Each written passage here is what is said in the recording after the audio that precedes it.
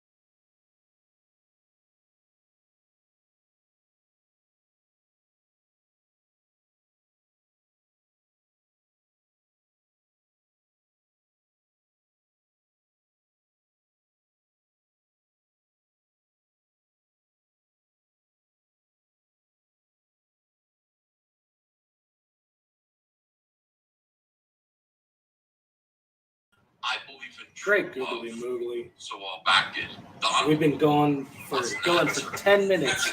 I might as well delete this stream. that is But you know what? I'm spectacular. going to keep it up just because. Tatsu Sama says Kick Master. Back there. Just because it seems like Rogan says, we got to "Mama get this Master first spent panel a year done. fighting like Let me angry at least exes see when what we got here. wars. How are they working together again? Did they hate Beth? That's a good question. One of the things that's tough, and we're so hesitant to get into business relationships now. Me and Andrea, people want to do business with us. We've even got a couple of Comicsgaters who are just like, we want to come work for you in the warehouse. And we're just like, I don't know if we let people into our circle. But I mean, working with someone else as a business partnership can be treacherous because egos get involved, money is involved. What's going on? You want at the Indy 500, Donald? Ever since they repaved the road, people have just gone 120 miles an hour down the road. That is craziness.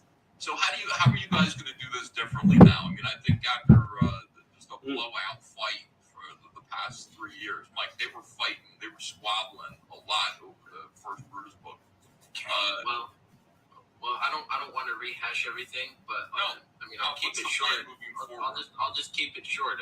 We signed contracts, and I'm going to handle the fulfillment, and we made sure that the art was completely done before we launched. So all that has to be done is, like I said, I'm rewriting dialogue to match the incredible pages Donald turned in. That's the thing about working with this guy. Every page that I write, I'm like, yeah, this will look cool. Somehow he elevates it, he cranks it up to 11. I don't know how he does it. He makes everything. That's just trying really fucking hard right now. He's trying hard. Good for him.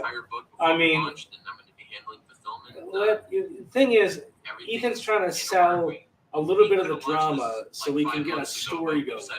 You're trying to circumvent the story like you're a politician. Don't be a politician. Sell the story. There was drama behind you guys, and that's okay. Apprehensive after a year of fighting, so we just wanted to make sure that everything was smooth. And the book's all drawn. The belt buckles are all in hand. Free U.S. shipping, by the way. There was an error on the campaign yesterday. I got all these messages at night, like right before bed, and we had to fix it. International people have to pay $50 shipping. I know it's expensive, it's what we have to do. There was an error that accidentally had the same shipping charge for U.S. backers, but it was fixed. So free U.S. shipping on these very limited belt buckles. I got one. You sent me one. Very nice of you. I appreciate that. Nice quality there. All right, we've got that. We've got Dojo Kun. Am I pronouncing this right? Dojo Kun. That's right. Those are the 5 rules of the karate dojo. You are saying that. Yeah. Well, he told me you could just call him Kun. He says he likes to be called Kun.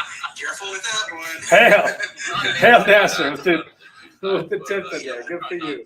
So Dojo Kun's projectile reptile, gunslingers, druidic magic, superheroes and artifacts. Are you ready for the truly Wild West? Brian, what do you do for a living? You're this isn't your main job, right? I mean, this is something you're doing on the side. You're right. I'm an anti-money laundering specialist and a fraud examiner. Oh, we need you here. Yes, I love it. Magnificent. As a matter of fact, when Aaron Lepresti's campaign was spoofed on Kickstarter, I helped Shelley get back to to Kickstarter and told them about the time where I helped several others and got the FTC involved. Yep. Because in a sense, that's fraud. Well, more than in a sense, that's truly fraud. And I told them, you got to take this down. And they told me that's not against our terms of service. And I said, how would that be? Yeah, I know, right? So I said, if you don't take it down, I'll have to get the FTC involved. And they said to me, you do what you got to do. So I did what I got to do. It's really made me racist against other cultures and countries. This continual thing that happens on Kickstarter, and this is the only thing. This is the only problem I have with other cultures and countries. Every time I put up a campaign, somebody from Romania spoofs it and I don't know what's going on over there in Romania, Mike. Is people are crazy. If you've seen this, they'll do like cyber fraud, wreck planet, and it's like just a fake spoof of My Indiegogo, but on Kickstarter, and it raises like $40. But I'm like, what is going on over there? Why does Kickstarter allow this to happen? I think it's because they can't possibly police them all. They don't do something about it until it's brought to their attention, and then they only did it reluctantly until somewhat recently. There was about 9 or 10 of them within like a 2-week period, and we got all over them, and they finally took them down. But it's a shame that it took that to get them to comply. It is weird. Vinny T flipped out, Nasser. Like Vinny T had his campaign spoofed. Like I think it was like a pirate book on Kickstarter. He wanted everybody to get Of all the books to spoof, I mean, you'd want to spoof something that would NASA. hackers. I mean, it's no wonder they're spoofing Cyberpunk. Those hackers spoofing Vinny? I don't get it. I agree completely. Understand. But yeah, they spooked him, and he wanted everybody to get involved to save him. And we're just like, it's happened to all of us, dude. It's just not that big of a deal. But he's like, nobody's helping me. Well, we got Dojo Kun Comics now, and he'll help you, Vinny T. Just took a little while. Here's Robert Romano says we may need to contact the SBC about the Indiegogo shadow bans on Google search. What is your opinion of that? I think it's. I'm not sure it's fraudulent yet. I am looking into it. In fact, I contacted Indiegogo as if I was. I am a YouTube host, and I said, I'm trying to get some folks on my show. I'm looking for their campaigns. I can't find them. What can you tell me about that? So I'm hoping that they'll get back to me with something, and then I'll be able to determine if they're. I told you that we have the Comic Book Legal Defense Fund involved and the fire.org. Well, yeah, a lot of people are getting involved now because Indiegogo's just not answering, Right. And that's, we'd like to know. I mean, it's okay. You want to shadow ban us for some reason? It'd be good to just explain that and let us know so that we at least have the option. Because, Indiegogo actually says in their terms of service, we don't owe you, that you appear in our search. We don't owe you that. Charging me 5% fees. That's something to think about. But then again, it does say that that is their platform. And at the same time, though, if that's the case, let me know. Shane Davis did say to them, how come Inglorious Rex, the sign-up form, isn't appearing on your search, and it isn't, am I shadow banned? And they said, when you launch, you won't be shadow banned, and then he was. And for what? He fulfilled on time. There's no real excuse for this to be happening. So I don't know, but it's a weird thing, and we'll we don't want to prejudge. I don't think. Do we want to prejudge, Mike, or do we not? Best not. Yeah. But you can't help but conjecture. Yeah. Because we've run into this before on other social media platforms like Reddit. Yeah, Reddit is funny. And Reddit is Kickstarter. Yeah, Kickstarter. Reddit came out and said we're banning you. Yeah, Reddit sends you a little message that says we don't even allow the mention of Comicsgate on our gay little Comicsgate Reddit forum, rcomics.com, comic books. And I think that's pretty weird, but we'll see what happens. And, in the meantime, we'll fight. These things just, sometimes we get pushed into creating. Sometimes options dry up. They certainly did in the mainstream. When one door closes, it forces you to build your own fucking mansion. You know what I mean? That's the way it goes. The door closes, you have no choice but to move forward and build something new. And everybody's been asking us to do this. It just might be time to kind of do it. Stop imagining, stop, putting it off and actually make a difference. Private American is, Mike has been kind of, your books have been kind of signaling the way. This is content, political content will get shadow banned every single time on every platform. I keep stressing that it's a very entertaining book. No speeches, there's no bumper stickers. I don't have a chip on my shoulder. But the story cries out to be told. And 20 years ago, this is what Punisher, Captain America would be. Yeah, I agree.